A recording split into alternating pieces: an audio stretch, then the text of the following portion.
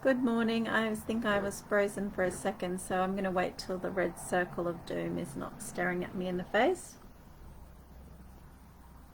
I hope you're well. It's Wellness Wednesday, and I've not had a chance to meet you here on a Wednesday morning for a few weeks for various reasons, many reasons, some of which you have probably been undergoing or going through yourself, others which are unique to me. So some of those were my husband was away for 5 weeks. He had 3 weeks in Ireland and then 2 weeks in quarantine. That's a largely unpleasant experience for anybody that's had to do that, and certainly not good for anybody's well-being at any time, particularly at the end of a 36-hour flight.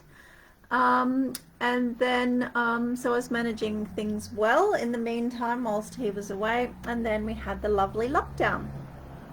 So I was constantly shuffling my obligations and my expectations and my well-being needs, because as anyone knows who tried to work at home with a 3-year-old, it's not easy. So that was, I have to laugh and say fun, sometimes totally unfun. But that's kind of been the case for a lot of people for so long now. And it's really interesting because I think you can spend so much time watching the news and focusing on events around you or that are in your particular environment that the bigger picture sometimes also gets lost. So the bigger picture is always more on my mind than what's going on closest to home. So I have been researching and understanding a little bit lately about HSPs, which are highly sensitive persons. And highly sensitive people are, let's say, have a personality trait that makes them either more responsive to negative or positive stimuli or experiences or events and so on and so forth. So 20% of the population are made up of highly sensitive persons. It's both a superpower as well as a curse in some ways. So unless you understand that you may or may not be a highly sensitive person and what are your unique traits, attributes, and how events and circumstances impact you, then you would probably be oblivious to it and think that something is wrong with you, because highly sensitive people tend to be regarded as, oh, well, she's just too sensitive or he's just too sensitive, as opposed to all of the other things that come with being a highly sensitive person, such as depth of perception, the ability to process information so much more deeply and quickly and rapidly, to empathize with other people, to find beauty, as well as to avoid horror of situations. So there's a lot of really interesting traits around highly sensitive people, which I think is very interesting for mainstream society and leaders and business owners and parents to understand, because now I recognize characteristics and traits of a highly sensitive person. It's given me some new ways to manage my own child, who I believe is a highly sensitive person, and to help her understand, why she's feeling the way she's feeling.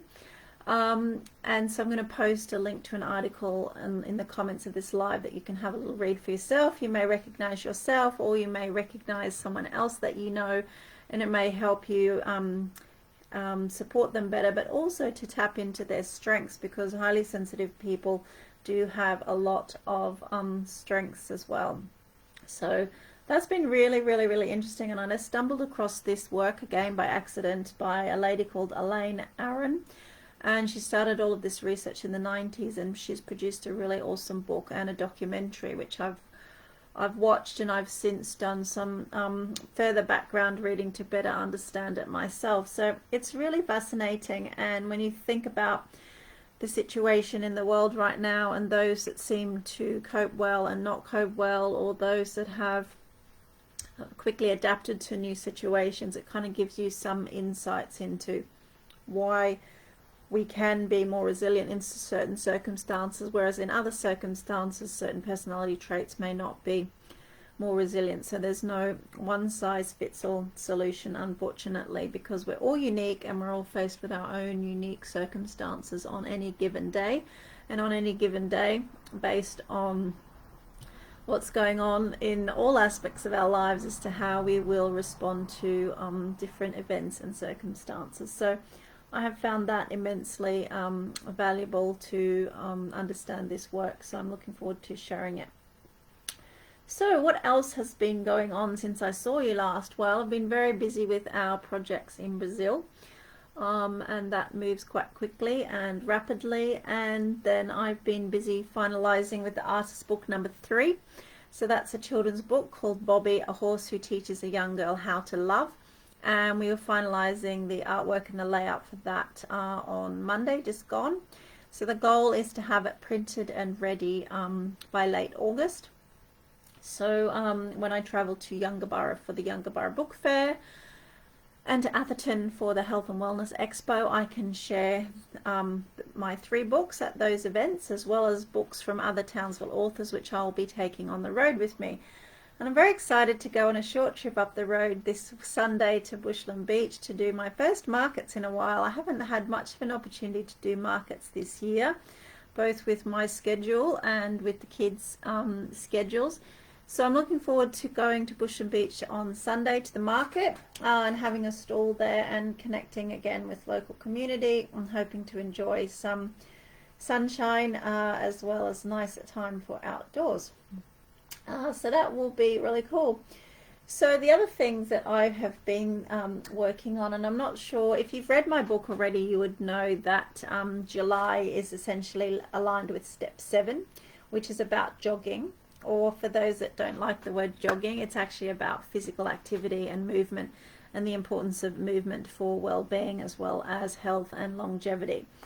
So what we have done so far throughout the process of the book is we're now at step 7, which is about embedding a healthy routine around activity and exercise. So step 1 was around journaling, learning about yourself, understanding yourself. Step 2 was about filing, making sense of what you want to do with your thoughts, feelings, behaviors and emotions, and why we let's say built and coded the way we are, and filing some of that stuff away, making sense of it. Mindfulness is step 3, so that's when we start to become more aware of our thoughts and build greater awareness around our thinking. Step 4 is appreciation, so that looks at gratitude and how we can be grateful for simple things in our life, which then helps build on our foundation for well-being. And then we move through meditation, so we learn the basics of meditation and how to embed those. So basically step 1 through to step 7, where we are now, we're forming habits, so we're starting to habit stack. So by the time we get to step 7, we've already stacked those prior 6 healthy habits: journaling, filing, mindfulness, appreciation, gratitude, and meditation. And now we're starting to move on to the more sexier, fun stuff, as it were. So starting to get some movement going on a consistent basis throughout our body, moving through into August, which is not so far away now, and starting to have some new adventures. So step 7 is jogging. I was quite pleased to see the return of my husband, because I could get some longer miles in my legs, which I had been lacking for a few weeks. So I've done some really nice runs over the last few days, because I am doing a jogging running festival at the end of August, and I've signed myself up to do 10 kilometers. So I want to be fit and healthy, and I'm going to continue to do some more consistent jogging over the next few weeks so that I can enjoy that run with a smile on my face as opposed to gasping for air. So I'm looking forward to that. So, you know, this is the principle of my book. It's 12 healthy habits that we stack throughout the year, broken to unbreakable, and by the end of step 12, you have 12 healthy habits. Now, what I found during my recent period of disruption, for lack of a better word, there's been some that I've called on more than others. And so on any given day, you know, you might need to call on some gratitude to support you. You might need to go back and write in your journal, you know, why you're feeling frustrated or fed up, or, you know, what's kind of coming up for you that day. you know, some things that you can look forward to, some things that you can notice about yourself as to how you've responded or reacted in certain ways. And then, you know, you can be aware of them, which is the key aspect of mindfulness and what they're doing. And then you can meditate and focus on positive things, focus on positive thoughts, because when we focus on negative thoughts, we then instigate negative behaviors, and we draw negative energy. And this law of quantum physics, for every action there's an equal and positive reaction. So if we focus on positive, we have a positive reaction. If we focus on negative, there'll be a negative reaction. So trying to limit and minimize negative thoughts, negative feelings, negative behaviors, because that's going to draw and attract more of those, versus focusing on positive thoughts, positive feelings, and positive behaviors, which by law of attraction is going to attract positive. So I'm not saying it's easy. I know full well that it can be challenging from time to time, but it's a consistent practice.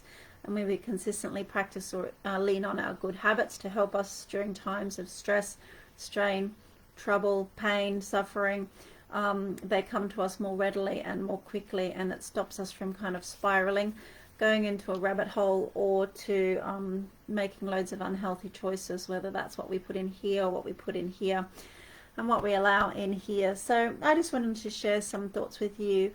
I'm very much looking forward to the second part of 2021. I'm hoping some of troubles are behind us.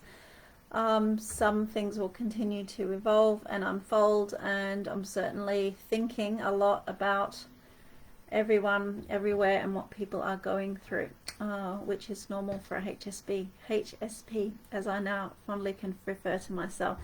So thanks for watching. I hope you're well. Sending you lots of love and good wishes and wellness, and see you again real soon. Take care. Bye.